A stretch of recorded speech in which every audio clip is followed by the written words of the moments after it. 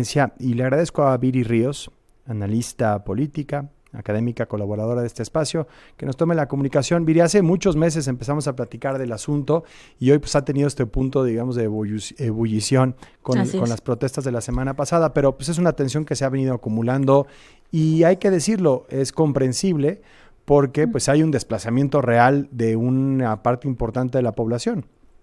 Claro, Enrique. Bueno, primero un saludo a ti, a tu auditorio. En efecto, ya llevamos varias veces, hace, yo diría, varios meses, en que hemos estado platicando de esta crisis de vivienda que afecta a la Ciudad de México, no solo a la Ciudad de México, diría yo, se observa también en muchas otras ciudades y partes del país. Incluso se observa en zonas no turísticas. Y enfatizo esto porque de pronto se asume que el problema son las viviendas de renta temporal o son los turistas. Y si bien es cierto que se tiene que regular a las plataformas y también se tiene que tener un turismo ordenado, lo cierto también es que en vecindarios populares de la Ciudad de México se han observado incrementos en precio dramáticos. Te pongo un ejemplo. Si nosotros vemos los últimos 20 años, el valor de la propiedad en Iztapalapa se ha quintuplicado. El valor de la propiedad en Gustavo Amadero, que también tiene muchas colonias para las clases trabajadoras, también se ha quintuplicado.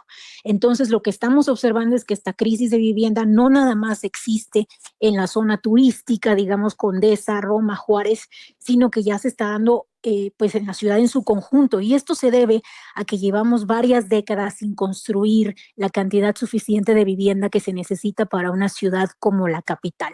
Se estima que más o menos hay un número de 800,000 familias que han tenido que ser desplazadas, esto es, que ya no pueden vivir en Ciudad de México y tienen que vivir en las afueras de la Ciudad de México o incluso en otras ciudades. Por ejemplo, Querétaro está observando un proceso también de llegada de muchas personas de Ciudad de México, precisamente porque pues, son personas que ya no pudieron tener acceso a la vivienda por sus precios en la Ciudad de México. En Ciudad de México la renta mensual promedio es de entre 10,000 y 23,000 pesos.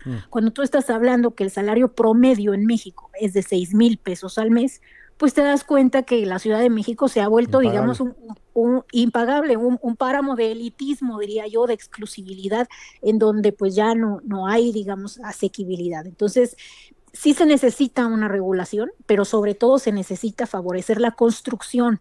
Hay dos mitos que han impedido la construcción en Ciudad de México, Enrique. El primero es que no hay suficiente agua, y esto es falso. Lo que no hay es un sistema adecuado de recolección de agua, un drenaje que no tenga fugas y, digamos, la infraestructura adecuada. Pero la Ciudad de México no es un desierto, es una ciudad en donde, como tú sabes, llueve prácticamente todo el verano, teníamos amplios ríos en viaducto, en fin, lo que se necesita es un ordenamiento de los flujos de agua y una mejor recolección, pero por supuesto que se podría tener mayor vivienda y vivienda con agua.